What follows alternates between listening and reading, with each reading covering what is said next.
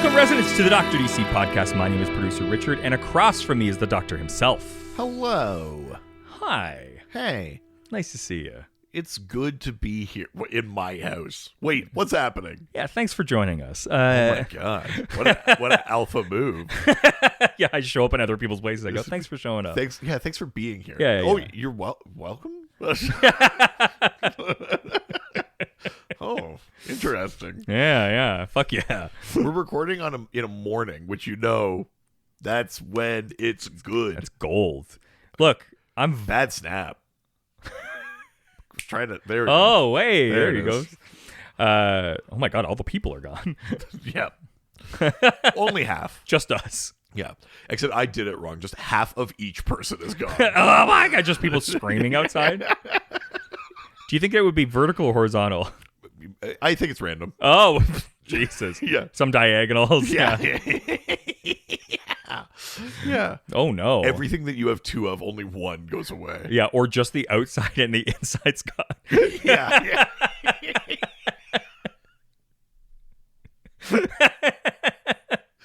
Yeah. Yeah, it's we're recording on a morning, but I'm viving. Oh. You're viving? Yeah, I'm on Vyvanse. I'm fucking Oh, okay. my stimulant is going and I got a coffee in me, Nice. so I'm feeling Nice. it, baby. That's good. My cough is like 90% gone. That's good. Mm-hmm. Just held it back. Yeah. But that's fine. Because when you talk about it, But you were actually able to, so that's something. I did a whole episode without You ready to watch the Oilers lose Oh, tonight? fuck, man. I don't. Look, they're not gonna lose. Here's the thing: they're good as a comeback, Yeah. and now we have so that's why they won the last game. But now, even slate here. Yep. Last game. Yeah.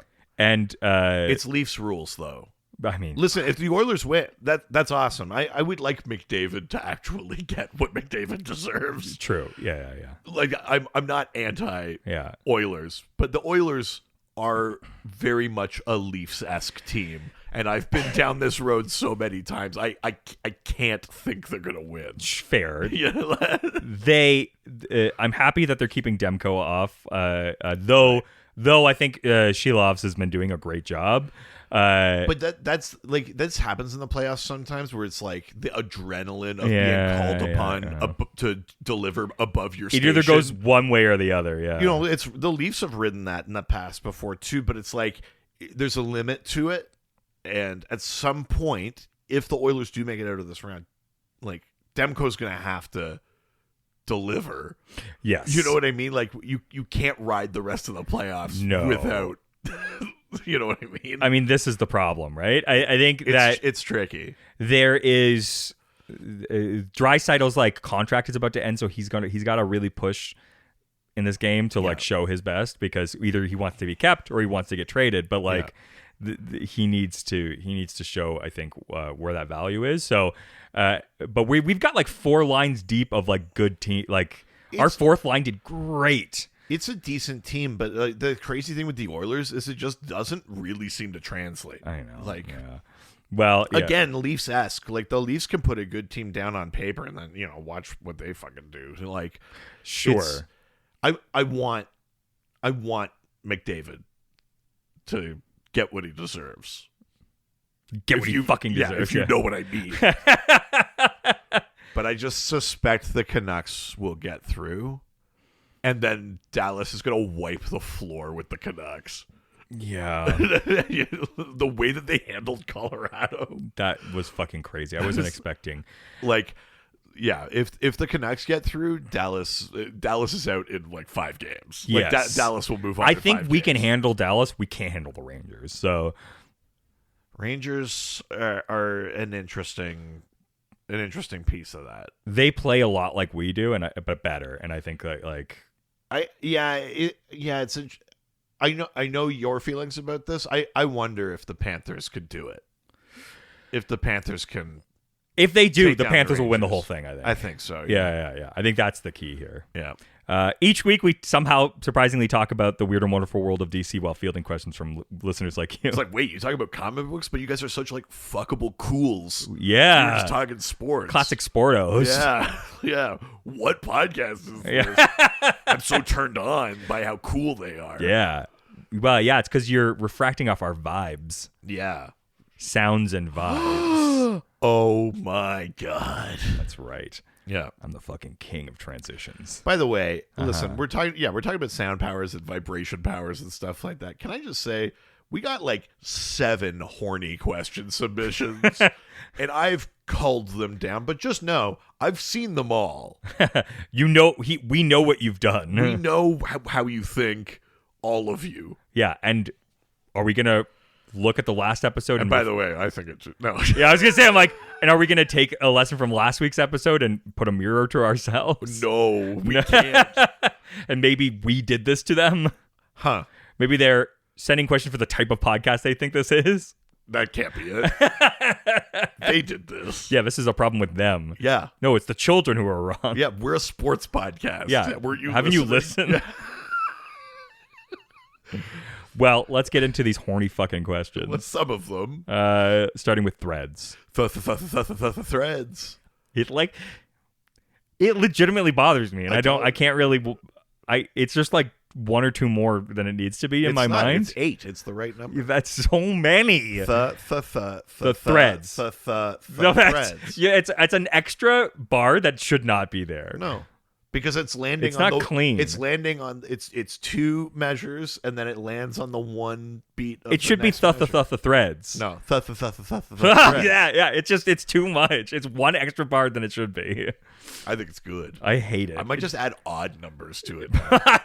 I'll jump through the fucking window. I'll stop showing up for a few weeks. Oh, that will make you do that? Yeah. I mean, Not just the breeze is coming from the wrong direction. Anything could trigger me. Do you want to play this game? I'm on the edge. First question from Threads comes from Mr. E64, who asks, everyone enjoyed the Flash's TV show take on Cisco Ramon, but he hasn't had the same amount of love in the comics for the past few years. If you had to incorporate Vibe in more comics going forward, what would you do with him? Would you make him more like his TV counterpart? Would you place him in Flash Comics, the JLA, or somewhere else? Yeah, it's interesting. I mean, Vibe in general is a character that's sort of underused. Vibe had the distinction, as I recall, of being the first Justice Leaguer killed on active duty. Whoa. Friendly fire. He, like other Justice Leaguers, I think maybe had died in comics or whatever, or had died like independently, but like to die on a Justice League mission in costume as a member of the Justice League or whatever. Vibe, I think, is the first. No one has died prior. I think that's his kind of. When was this? This was in the 80s because it's the Justice League Detroit era. So that's when you got Vibe, Gypsy, Commander Steel. They were on the version of the Justice League that was led by Aquaman and Martian Manhunter in Detroit. Sure. Where should we put Aquaman? I don't know, the middle of the country? Like there's lakes, but still. There's the Detroit River and Lake Erie. Yeah. The best possible water for the King of Atlantis. So at any rate, he gets killed in that. I think Citizen Steel also gets killed, or Commander Steel, whatever he was called at the time, also gets killed or severely injured during that arc. And Vibe's power was just that he could make vibrations, but he was like in a gang and and a real uncomfortable like Hispanic stereotype. Sure, yeah. The New 52 version of Vibe is where we sort of take the idea of vibrations like a step further, the way they do on the show, and make it about like the multiverse. Sure, about like the vibrations of reality. Sure, yeah. That's where we sort of incorporate that. But even that version of Vibe is like he's a kid. He's not like a tech genius or like anything like the way that Cisco on the Flash TV show was. The trouble is, like, I have no problem with Vibe becoming the version of Vibe we recognize from the show. Yeah. I think it's fine. You know what I mean? The only issue is, in the interim, other characters have taken that place, even in Flash comics. Like, in Flash right now, we got a lot of Mr. Terrific in there. Oh. We really, no one's or very few people are smarter than Mr. Terrific. So we've got that covered. Sure. When the Flash needs a device built or someone to analyze the waves or like whatever the fuck is happening, we've got that covered. And the Flash is also more engineering and scientifically capable than even Barry on that show. They do a good job of flexing Barry's science muscles on the show, but they have to let the heavy lifting go through Cisco. Yeah. You know what I mean? Like Cisco handled more of the engineering physics kind of side of things or whatever. But that's sort of covered. I do think there is a place for Vibe on a Justice League. Like his powers are interesting. I think he would be a good like add to the team dynamics, especially if we made him like a little bit like, even if he wasn't exactly like Cisco on the show.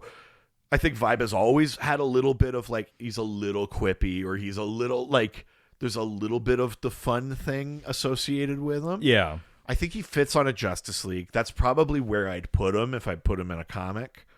I don't think I would put him in a Flash comic in the support position like he was in the show. For his own comic, like, yeah, you could do that. He's had his own comic before, although even his own comic was sort of like heavily connected to the goings-on of the Justice League comic of the time, Justice League of America comic of the time. But yeah, I think for me, he's got to be in a Justice League book. I think is where he makes sense to me. When was the last time he was really relevant, though? Like, I mean, truly, I'd say New 52. Wow. They brought him in, and Waller sort of was using him on her Justice League of America, and she was using him because she was like, his powers can disrupt the Flash's connection to the Speed Force. The whole point of her Justice League of America was to assemble a team that could fight the main Justice League.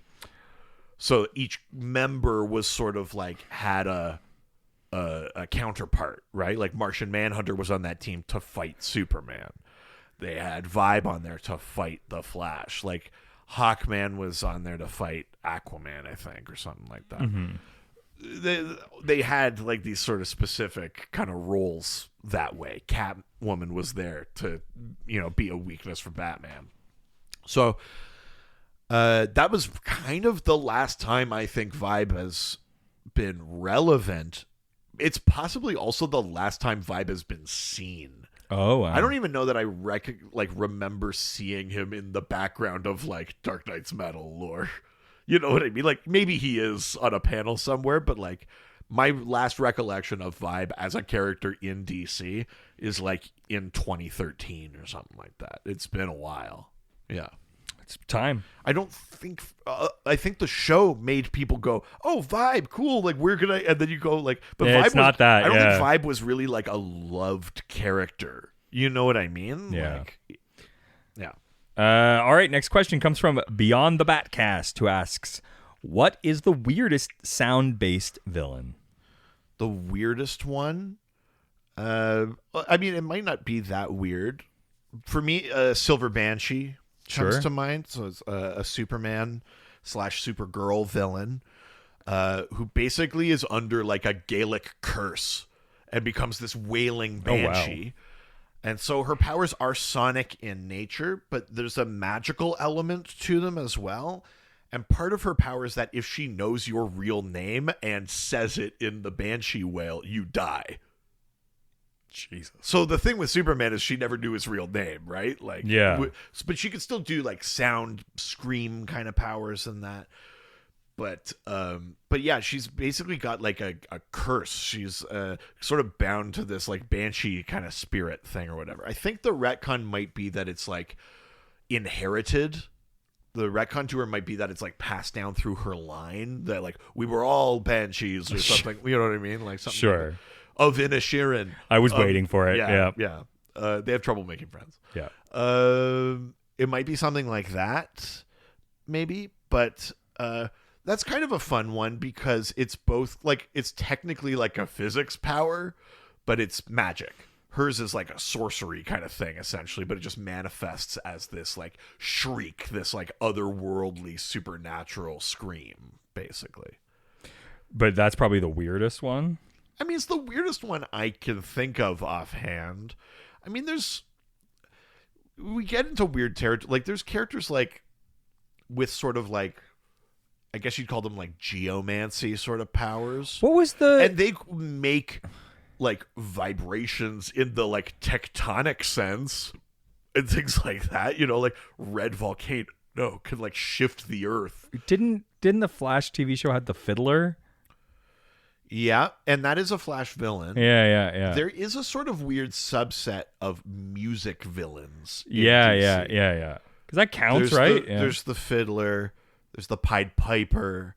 There's the Music Meister. I mean, Music Meister's a weird one because he sort of can like affect the world around him. Like, the Fiddler and Pied Piper are sort of the route of like music as mind control. The Music Meister is more like the guy that shows up and turns your world into a musical, I mean, that's fucking weird. which they did on the show. Yeah. And they've done it in cartoons and stuff like that. Of course. That's a slightly weird one. Music Meister, a playable character in some of the Lego DC stuff. Wait, really? Which is cute. Yeah. I mean, that a deep cut, but I like one that probably makes a lot of sense to apply to it to like cartoons or video games and things like that. Totally. And just a very kind of fun. Yeah, Music Meister is probably another good weird one. Mm-hmm. But yeah, I mean, at a certain point, these kind of questions are hard because you go like, in relation to what? Yeah, like what is weird at this point? Yeah. You know? Fair. All right, let's leave Threads and head it over to Instagram. Now we're going to Instagram, take some questions and answer them. Oh God! Yeah. No, ugh. Fuck. All right. First question from Instagram comes from Alfred Izzati, who asks, is Shriek an underrated villain in the Batman Beyond universe? Yeah, so Shriek, you might have seen this character before. He's got like a white and black costume, and they look like just big round like paws almost, but or no, maybe I'm getting confused. No, I'm thinking of a character from the Fearsome Hand of 5, I think. But Shriek is a character that has a sort of sonic ability in Batman Beyond. I don't know that I don't think he's more underrated than other characters. Oh yeah, he in does Batman have Beyond. giant paws. Yeah, Yeah. Okay, I was right. Yeah. Yeah.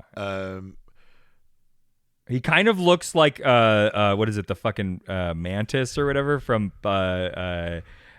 Metal Gear Solid 2. Oh, Metal Gear Solid. No. Yeah. Metal Gear Solid from the first Metal Gear Solid game, but it's like the second Metal Gear game. Right.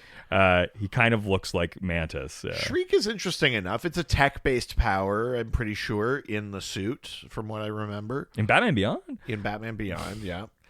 But like, I think there are other Batman Beyond characters that I think are more interesting that could use more primetime spotlight than Shriek. I feel like Shriek has actually maybe gotten outsized like appearances in Batman Beyond comics. I would rather see a character like Ink or Spellbinder. Mm-hmm. Blight is a great character. Like, there are some good Batman Beyond villains. Ink is my favorite of them. It was essentially, she's like a Clayface type, but it's ink, not clay. Yeah.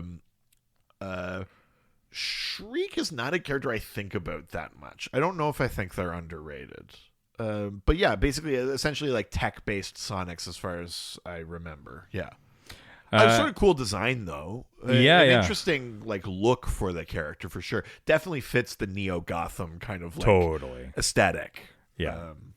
All right, next question from Dem Jinkies, who asks, since the multiverse is separated by vibration and is known to have some kind of musical properties, could Canary, if she sang at the right frequency, be able to rip a hole between worlds or even send someone into another Earth? Yeah, I mean, that's an interesting question. So the idea of universes vibrating at a frequency goes all the way back to Flash 123, Flash of Two Worlds. Yeah. In the 60s. In that comic, the Flash vibrates his molecules and he accidentally tunes to the frequency of Earth 2 and pops into that reality. Yeah. So all the way back to the literal birth of the DC multiverse, the idea of vibrational planes has been part of how that works. Yeah. So the Flash has always been a central figure of that. It's why he's important in Crisis. It's why we keep coming back to the Flash and all of these kind of other things or whatever. Theoretically, characters with meta abilities for vibration could maybe do something like this. Theoretically, you can make a machine that does something like this. It starts getting, like, because it's all made up, it starts getting tricky. Because when we're talking about the vibrational frequency of a universe, obviously we mean that within that universe, also things vibrate at different frequencies. Yeah. We have frequencies in our universe. There's radio, there's TV, there's atoms, there's heat. Like, all of these things that affect the speed and frequency of vibration exist in a universe. But then the universe also has a, like, sort of cosmic tuning that you can mess with. So part of that is that you can't just be like a random cellist and you accidentally play a note. You're in Earth 4. Like, that doesn't happen because you have to find a machine to play. Your frequencies are still tuned within the cosmic frequency of your universe, right? Yeah. There's sort of two levels that we're dealing with. Now, a character with a meta ability like the Flash, I mean, the Flash's thing is that he's tapped into the Speed Force, and the Speed Force is extra dimensional. It's outside of one universe. So part of the reason he can vibrate and tune to different universes is because his power comes from outside the universe. Sure. Yeah. Right? So that's a thing for the Flash. Black Canary's meta ability is in universe. It's just it's her meta gene. Yeah. Right? But it is still a meta ability. There's a version of this that I'm sure you could weasel a way to have her do that. But I guess what I'm saying is I think it takes... It's a little big for her britches. I think it takes a little bit of, like, we have to set up circumstances. I don't think it would make sense in a comic to just have Black Canary scream and a portal opens.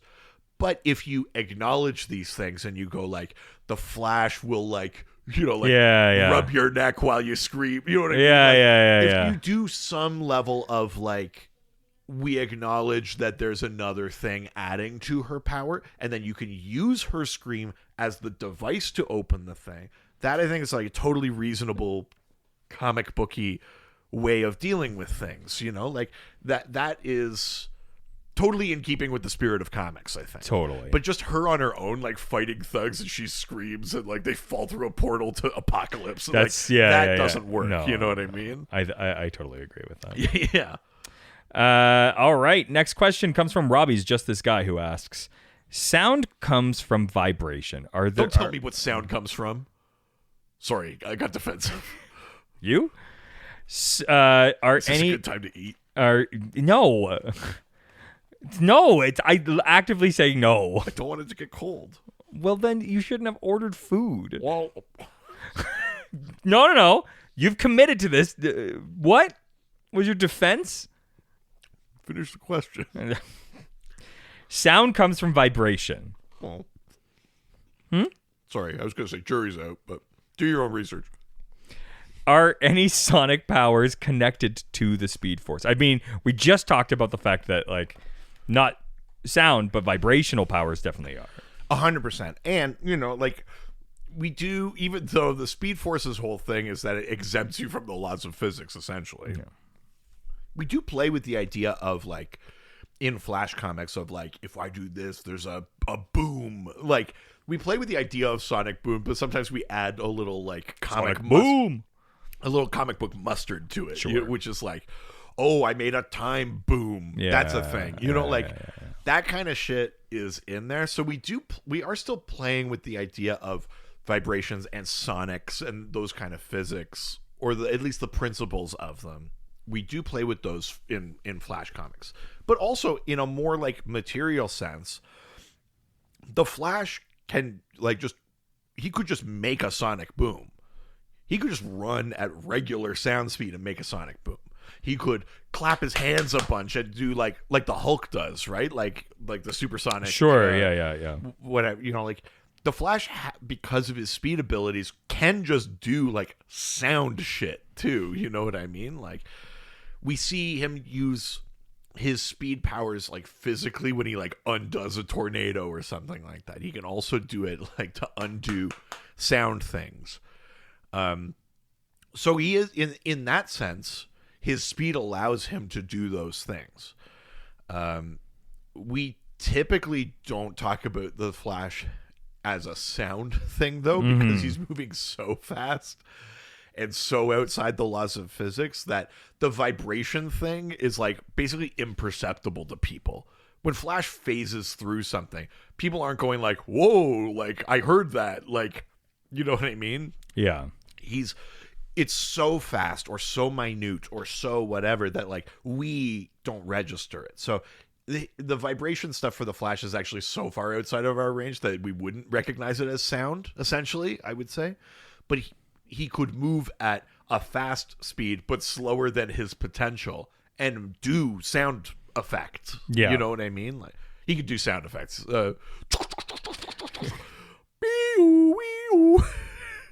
He's that guy from Police Academy. Michael Winslow. Yeah. Have you seen that Michael Winslow video? Yeah. Where he does Led Zeppelin? Yes. Yeah. So fucking crazy how he like makes himself sound distorted. I've heard him do the a bunch of like electric guitar stuff. Crazy. Yeah. Truly gifted. Like he should be more famous than he is. Yeah. You Agreed. know? I think we found there's not a lot of uses for that, but I disagree. He should be on like an Ocean's 11 heist team where it's like, oh, sure. he makes sound effects and people go like when you're playing a video game. Yeah. He'd be like, what was that? The security guard like sure. goes away. That's fair. All right. Led Zeppelin's playing next door. Let's go. Let's leave Instagram and head over to Reddit, where everyone's nice and no one's ever mean. First question comes from Golden Ganji, who asks, what's the history behind Black Canary's cry? Is it power or device? How did it start, and what is it like now? I wasn't fast enough. Oh, what's wrong? Fuck. Okay. We've talked a little bit about Black Canary's origins before, and they are now very clean, but for a time extremely convoluted. The original Black Canary, the one that appeared in like Flash comics and stuff like that back in the Golden Age, the Golden Age Black Canary had no power. She was a fighter and a cool biker and whatever. Yeah. She had no powers. There was a whole thing about she got pregnant and then migrated to Earth 1. Okay. And the Wizard, the character, or was it the Wizard or just a wizard? That's a good question. But a wizard did it, put it like a curse on her or whatever. And her daughter, the second Black Canary, the Silver Age Black Canary, the one that we basically know now, was born with this power, this canary cry. And we learn that cry is essentially a byproduct of this like magic curse from another universe, essentially. Yeah. That was true for a while.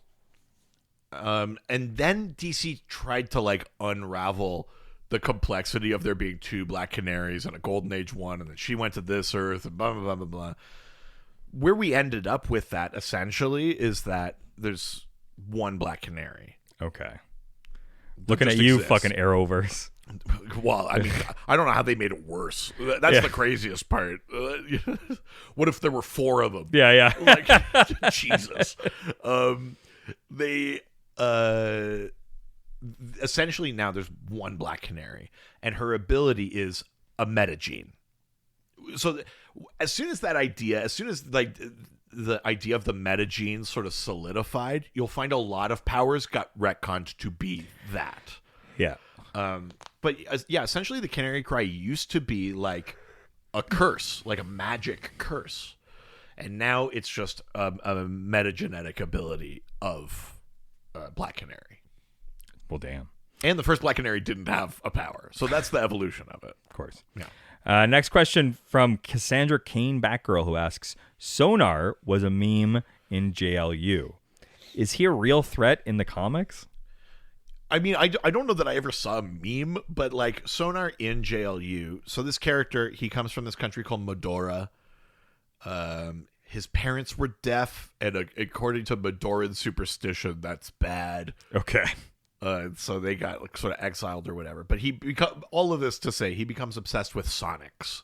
And he has a Sonic wand or something like that he uses to make sound. He's a Green Lantern villain. He's one of Green Lantern's Earth-based villains, is Sonar. He wears a sort of insane costume, which might be part of why he's sort of ridiculous. It looks like it's like vaguely military, but like in the way that a band leader has a weird military uniform, where it's like the rope. I don't know what the things are called, but like the gold ropes. Oh, yeah. And shit that go across a jacket or whatever. He's got that.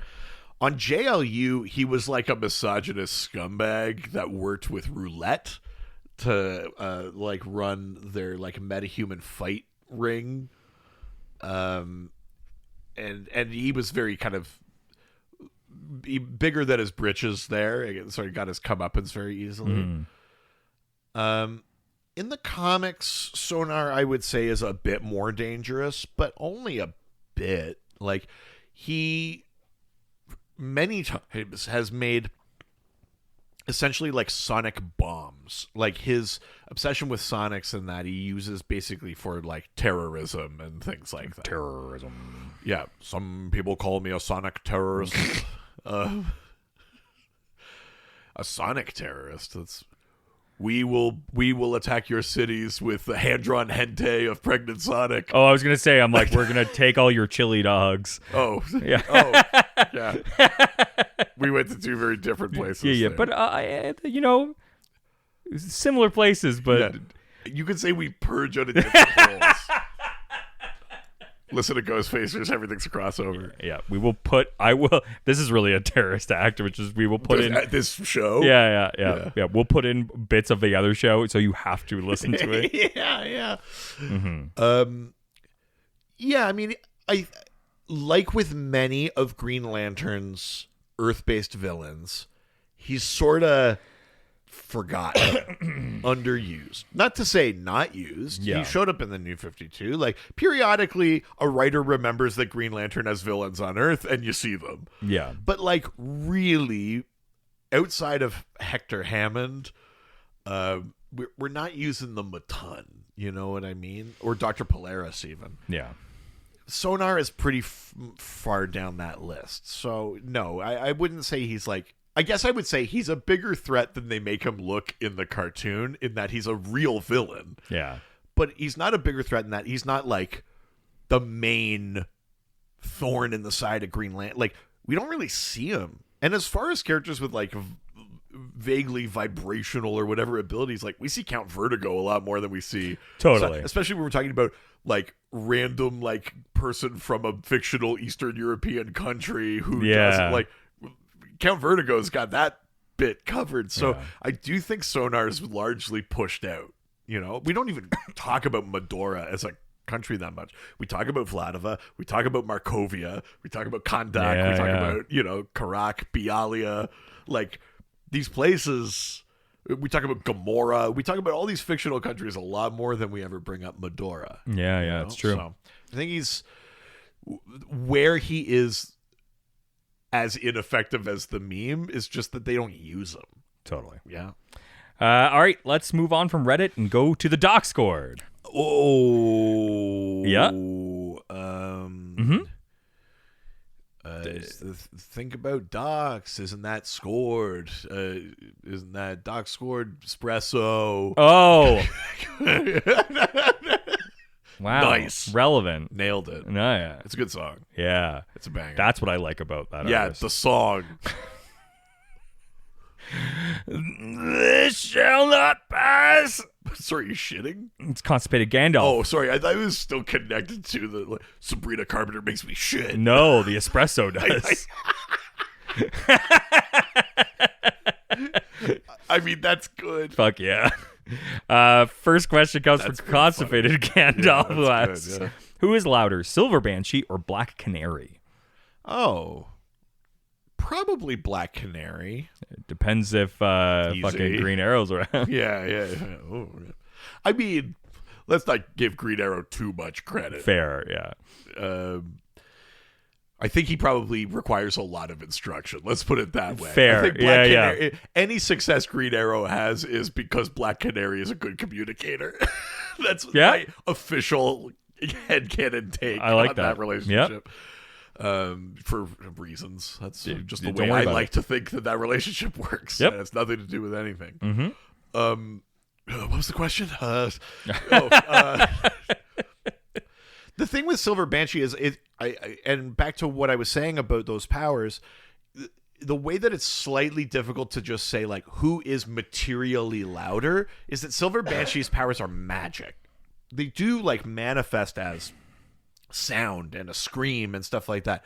But like you can't, if you just put a person in a room, Black Canary screamed at them and then Silver Banshee screamed at them, people might say that Silver Banshees hurt more or like fuck them up worse or whatever. But I don't know that necessarily translates to it being louder. It might just be that because it's like sorcery, it like fucks with you more. Yeah. My suspicion is that in just the pure physics of sound, Black Canary's scream is louder and stronger than Silver Banshee's. Sure. And that a lot of Silver Banshee's power comes from the magicness of her ability. That's my thought, I think. My general feeling about that. Yeah. Next question comes from Mara in Iowa, who asks, which live-action show or movie has the best visual representation of sound powers that accompany the sound itself? Do you also have a worst example? Interesting. Do you have a good example of this? I think, like, Birds of Prey. The movie? Yeah. The movie does a good job. I mean, it's basically that one big moment, right? Like they build it up. Yeah. I think that one's really good. And then Black Lightning, they do actually a decent job. Because Thunder, yeah. I think they do a decent job there. Wow. We're really through the looking glass here. Is this Mirror Richard? He's giving compliments to the Black Lightning TV show.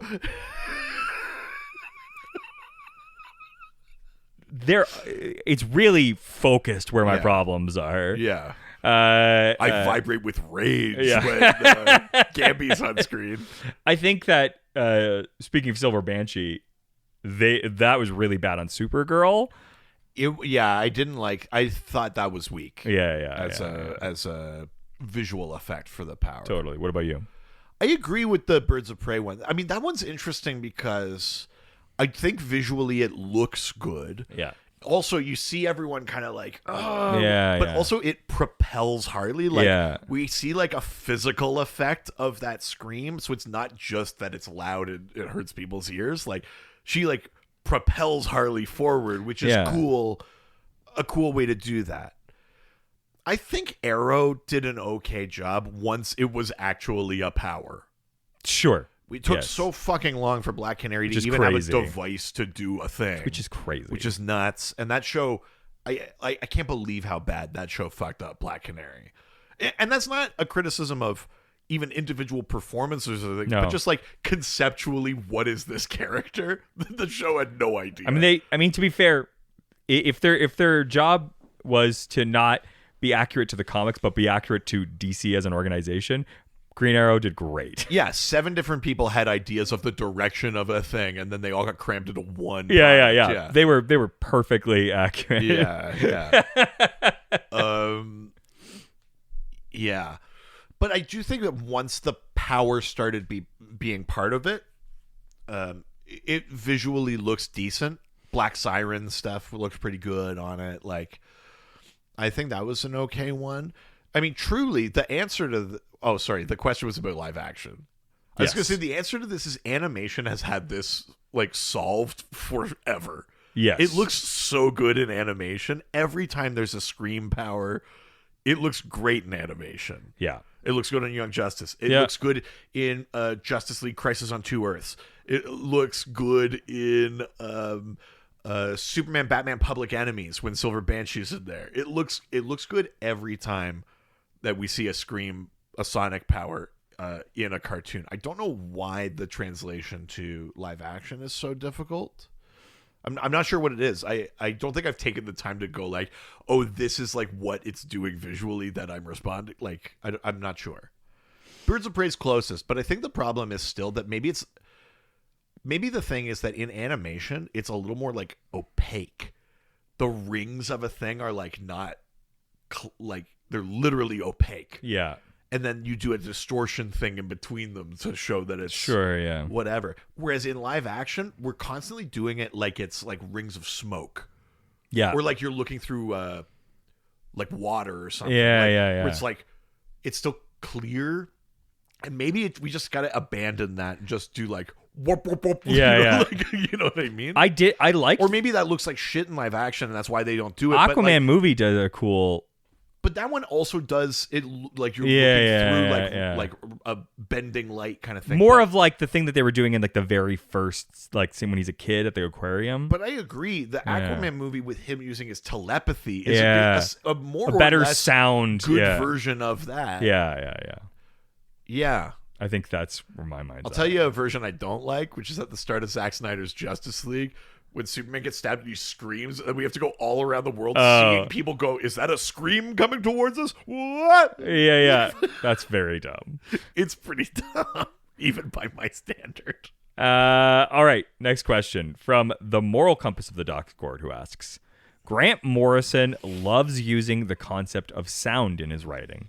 What do you think he is seeking to achieve, and what other ways can sound be used in the comics to format to enhance the reading experience? I mean, Morrison is building on that idea. The thing that we talked about, that from the get-go, DC's multiverse was built on vibrations. Yeah. The other thing it was built on was story. Yeah. Because Barry Allen of Earth 1 names himself the Flash because he's inspired by the Flash comics he read, which were Jay Garrick. Oh, interesting. Yeah. That, from the get-go in the Silver Age, is true of the multiverse. A, that the adventures of a different Earth manifest as fictional stories on your Earth. Mm-hmm. And B, that you are separated by these sort of cosmic vibrational frequencies. Mm-hmm. Those two things have been true the entire time. Morrison builds on that and says, if vibrations are foundational and a storytelling thing is in there, we're talking about music. That's like... Yeah. So when you get to something like Final Crisis, the big monitor ship, the Ultima Thule, is, or in Multiversity even, the Ultima Thule is driven by music.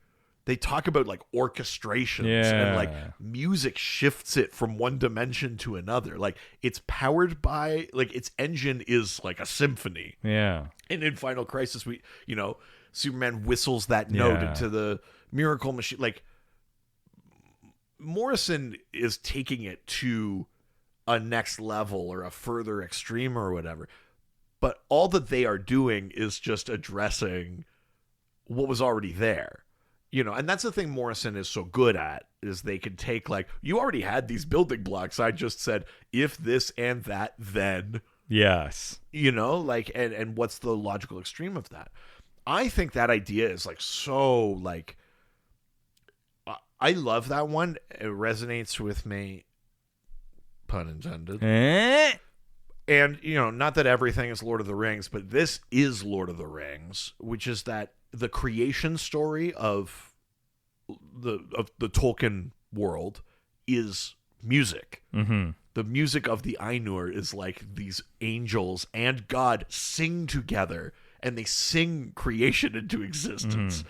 And that Melkor, who becomes known as Morgoth, tries to disrupt it. He sings dissonance into the world, and that sows, evil and darkness and that into this pure, beautiful thing. So, and I think that also is in other myths, and that there's, like that idea of like music as the foundation of like things is very interesting. And the more you learn about physics, it's like, it's not that someone is orchestrating something, but like if what we're talking about is like atoms and vibration and states of matter are based on like the level of energy you have, you are more or less describing in a very literal sense, like music. Yeah. There is a music of creation. And so I love that idea. I think it's very poetic. I think it's interesting, but it's also such a cool notion to then have this ship, this like piece of machinery, and it's like, how does it move? It's like, we'll play the song. And Yeah. you got to tune it to the universe you're going to. And I think that shit is so cool. I mean, in terms of how do you use sound in the medium, there's probably an answer that is maybe more literal about like, how could we incorporate sound into the experience of reading a comic? But what I will say is, I think sound manifests visually really nicely. There's lots of ways to convey it. There's the shorthand of like musicality if you kind of swoop words and things where it feels like you're looking at Or even like the panels. Yeah, totally. Yeah, it feels like you're looking at stabs of music. Obviously, like the idea of like waves and vibrations, drawing those. Totally. There's a visual impact to that. Like, I think there's so many visual shorthands for sound that I feel like when I read a story that's diving into those things, I get that experience. Now, if we're talking more literally, like how do we bring sound to reading comics? It's hard to do it in a way that's not gimmicky, I think. I think like open your second screen and listen to this song while you read the page. You know what I mean? I mean, it feels like that kind of shit, but I'm sure there's some kind of performance arty way where you can take these things and mess with them. I can't believe Morrison hasn't done a Dark Side of the Moon situation. Like that feels so up their alley. Like a theme album thing? Well, more about the idea that, you know, the whole Dark Side of the Moon thing where you watch Wizard of Oz and it like perfectly lines up and stuff. Like that feels like such an opportunity. So how would it work with a comic? Well, that you like basically like you line up the like an average like reading pace, and then basically as you're switching the pages, you're getting like different music would come through. Right. You could line that up to like existing albums or anything like that. Right. I think that. I mean, there probably is something with more and more sophisticated technology where like with like Digital comics especially. But also with like, you know how like when you use like GarageBand or something, it's got the loops or whatever. Yeah. And then you tell it to like play the next one. It still knows to like wait until this loop is done, like find the right spot to come in. Where you could do that where even with a physical comic, it knows when you turn the page and you're listening to a thing, and then it could change the tune as you go or whatever. That might be kind of neat. I think a missed opportunity with interconnecting the concept, like theories of music into comic books, is like using something like the Circle of Fifths, right? And being able to actually like they're interconnected like notes and things like that. But you could either use that from a multiverse standpoint, or the fact that we have the fucking the all the lantern colors and like colors. Typically like there's associated sounds with like specific colors, and like you could easily play with that. I mean, you could use the character. I think the character is Rotlop Pham. You could use that's that lantern that's blind. Yeah. Their oath is different. They talk about the F-sharp bell. Totally. It's like you could use that as the window into something cool like that. Yeah, for sure. Light and sound are always interconnected, and it feels like an easy one to be able to connect to. Yeah, that's interesting. I like that. Yeah. Yeah. All right. Next question from Yokro, who asks, "It's always sound. Why not attack the sense of sight? What other sense-based villains are in the DC universe? Smell, sight?"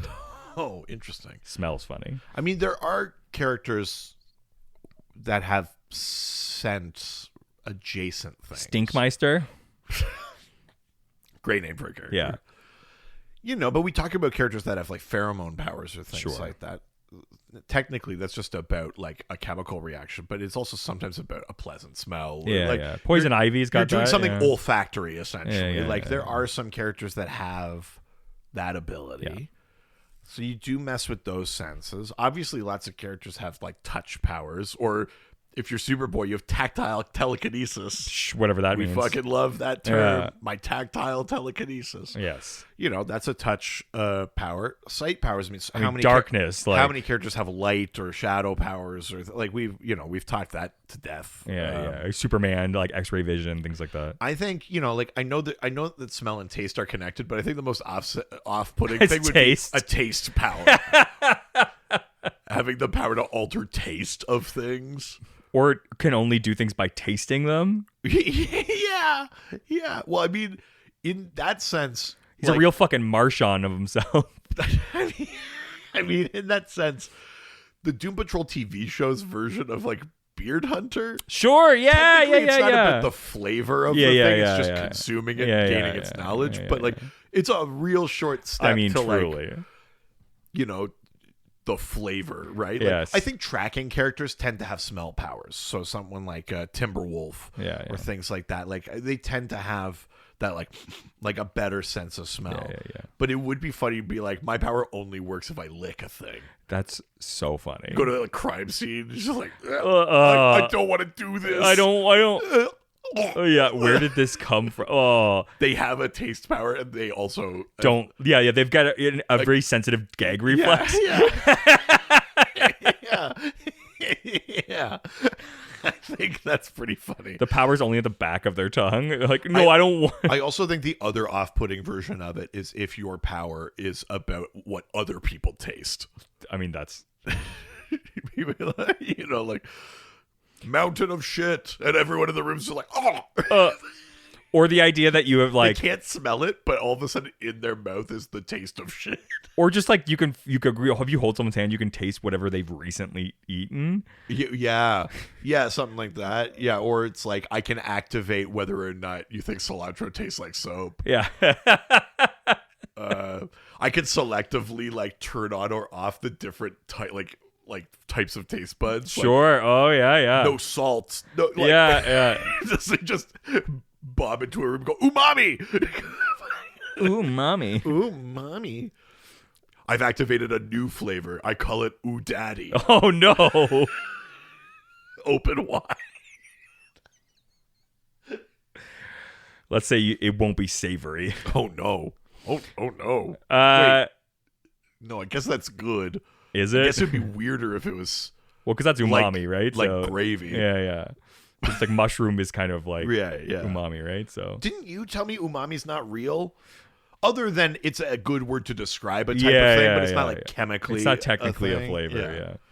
All right. Next question comes from the Lord, your butt. Oh, thank you. What's the deal with Music Meister? Yeah, Music Meister, I think maybe in the comics was just another like mind control with music kind of person. Yeah. But in subsequent, like, I'd say the most active and most recent interpretations of Music Meister have been that he has like a reality warping kind of thing. Like when he shows up on Batman the Brave and the Bold, or when he shows up on The Flash, Music Meister like turned the world into a musical. Like people would start singing and they wouldn't like. Sure. That was his power, and I think that's more interesting. I think Music Meister and the Fiddler right now have teamed up in Speed Force, in the book that follows Kid Flash and the Flash of China. Yeah. They're teamed up right now, and there is a music mind control kind of thing going on there, but I don't think it's as far as the reality warping thing. For me, I prefer that. Even just on the level of to distinguish the character from the Pied Piper or the Fiddler or something like that. I also think it's like a little bit more chaotic, a little more interesting. Like I like that device too. I love whenever a show wants to do a musical episode, we need a device. Sure. I thought the Scrubs one was interesting. Oh yeah. It's like the tumor made her see the world as a musical. The devil on Buffy or whatever the fuck that was, or like. They found a universe resonating at a musical frequency on Star Trek, and they did that. Like Legends of Tomorrow did one. They must have. It feels like a missed opportunity if they hadn't. They must have. But at any rate, all of that to say, Music Meister in the comics might technically not do the reality warping thing, but Music Meister in other media does, and I prefer that, and I think that's more interesting. It's maybe also just slightly harder to convey in a comic. Yeah. Totally. Next question from JK, who asks, during the DCU, initiative between the New 52 and Rebirth, Black Canary was reworked to being not just a superhero with a sonic cry, but a lead singer in a band, and even commissioned a band to make actual music for the comic. Yeah. Do you think this was a good direction to take with the character? And do you think that they've done enough with that idea? I mean, they haven't done a ton with the idea since, but it was cool for that series, for that 12-issue series. It was Yeah. like they were on the road on tour, and then this like threat kept following, and it was connected to the drummer in the band or whatever Yeah. that had powers, and That's fucking rad. we were messing with music and like that as powers, and yeah, surprise, rock and roll Black Canary works for me. Yeah, if she was just a little bit thicker Midwest mom with slight disdain for you.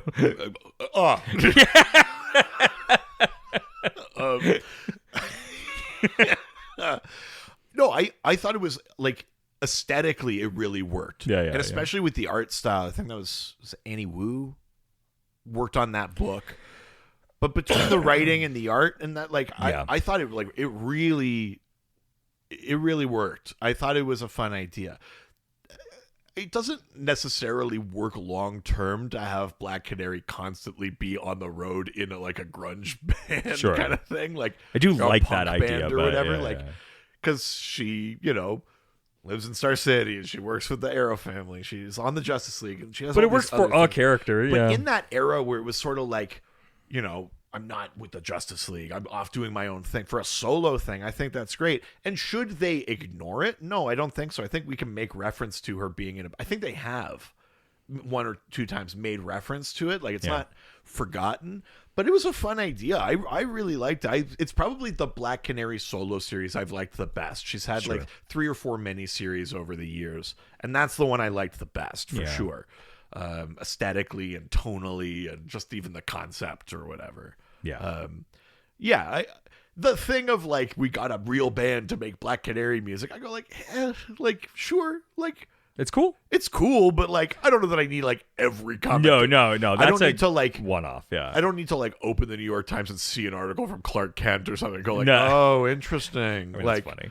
like, you know what I mean? Yeah, I don't need a gimmick for That every would be a single fun thing. like promo piece for a movie, but Totally. yeah, like an editorial piece, Yeah, a Lois Lane op-ed. Like, Yeah, sure, yeah, that's yeah. cute or Yeah, whatever. yeah. But like, that's better for, like you're saying, like promo for a movie as yeah, opposed yeah, to like yeah. Ongoing a like new like 12-issue comic came out and also go No. do this. no. You know what I mean? Yeah. I agree. I have the promo poster Yeah. for that series that was like the tour dates. for Oh, Black that's so Canary. rad. I have that hanging up in my comic closet and that. That's fucking dope. Next question from Finger Stripes 13, who asks, Hell yeah. does Pied Piper still have a fragment of the anti-life equation in his flute? How the hell did he even get that? I mean, the better question, how do you get it out? Suck. How do you get it out of Pied Piper's flute? You blow. Jesus. You put your lips together and blow. Pied Piper, Hartley Rathaway, Yeah. who was one of the Rogues and then reformed and is now like a Flash ally. His power was like the Pied Piper. He would play this flute and people would be sort of mesmerized and he could mind control them. There was a retcon done where the reveal was that mind control ability was because a portion of the anti-life equation was like he was wielding a portion of the anti-life equation. Crazy. I don't 100% remember like why that was, because I also don't think that the retcon was anyone with a mind control power is using a portion of the anti-life equation. Like psychics weren't.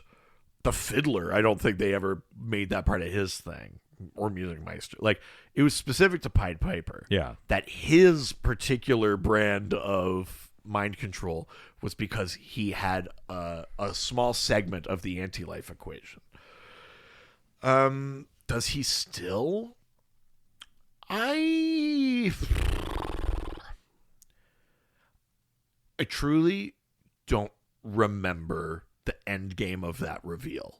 I don't know if it was taken from him, or if during Final Crisis when Darkseid did get the anti-life equation, we just assume everything after that is like all those pieces are gone, or you know what I mean?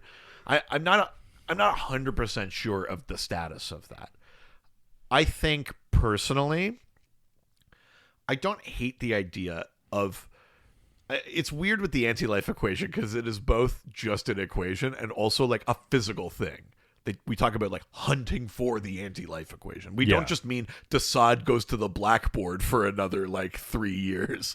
Like he's not just working it out. No. Like they do an actual hunt. You know what I mean? It's here on Earth. It's in your flute. It's like the anti-life equation is also like a thing, a tangible thing, which is slightly weird. So in a sense, I don't want it to be the thing behind everyone's mind control powers, because I think that's not as fun. But I don't mind the idea that, like, just for this character, because we've established it, he has a portion of it, and it's by cosmic accident, or he was too close to a boom tube, or, you know, like, I can't remember what the setup of it was. Personally, I don't mind believing that Pied Piper still has that. That he's wielding a sort of extra-dimensional power, especially as an ally of the Flash, who is also wielding an extra-dimensional power. I think that's kind of interesting. I think that's sort of fun, and it kind of puts them on more equal footing. Like, how could you possibly mind control the Flash when he has this power from whatever? It's like, well, I have a power from whatever, too. Like, I don't mind that. I think that's kind of fun. So for me personally, I think I will, until someone points me at the direction of a thing that directly contradicts it, I will choose to believe that Hartley does have part of the anti-life equation. That's fun. Yeah. Last question from Dami, and what a fucking question. All right, hit me. In the style of Fuck, Marry, Kill, which vibration/sound-based heroes are most comparable to a wand vibrator, a bullet vibrator, and a prostate massager? Who is pushing which buttons for you? Sorry. Okay, hang on. We have to assign characters who are most like each of those things. And then Fuck, Marry, Kill them. Well, no. I think the Fuck, Marry, Kill is just, instead of Fuck, Marry, Kill, it's like wand, bullet, prostate. Like, I think it's just like assign them to each of them. Oh, okay. I mean, we could do your way too.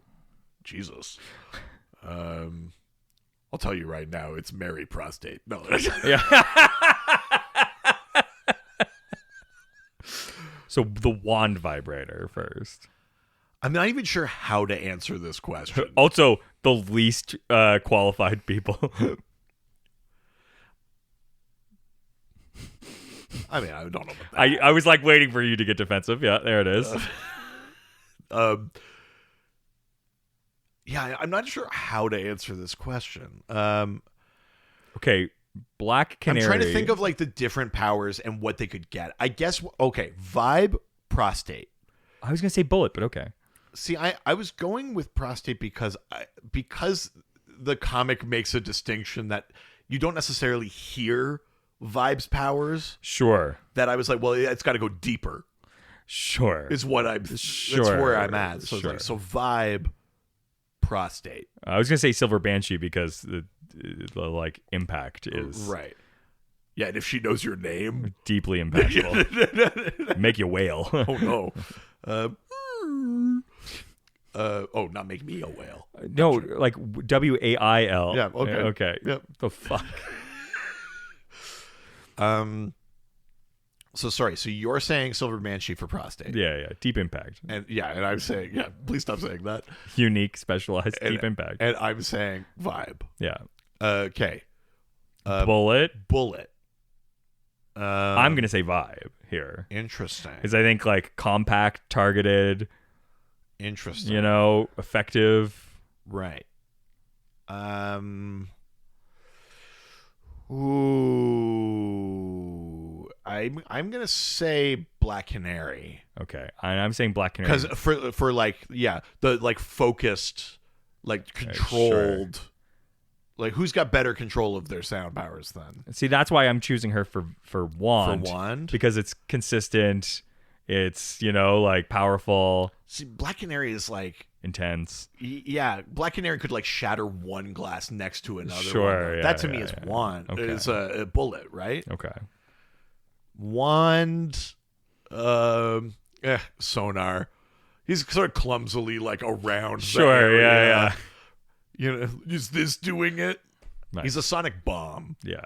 So I'm saying sonar is wand. And we're killing everybody and just marrying the one that puts it in our ass. Yeah. Okay. Yeah. Obviously. Yeah, what else would we do? That's a normal way to answer. We would love to hear from you, residents. You can send us questions for next week's episode. Oh, I don't have a theme for it yet. You want me to do it? Sure. Okay. It's always a fun game. Okay. Let's do a character. Ooh! Characters with catchphrases. Oh, a catchphrase episode. Yeah. Did we do that next week? Was it me, Barry? Was it me, Barry? Yeah. Next week you will have succeeded this city. Let's talk catchphrases. Yeah. That'll be that's fun. a fun idea. Yeah. That's good. Yeah. All right, we'll do catchphrases next week. So send your questions in through our various platforms. Yeah, Dr. DC Podcast, wherever you can find us. And of course, we want your reviews. Give us a 5-star review, and we will read that on a future episode.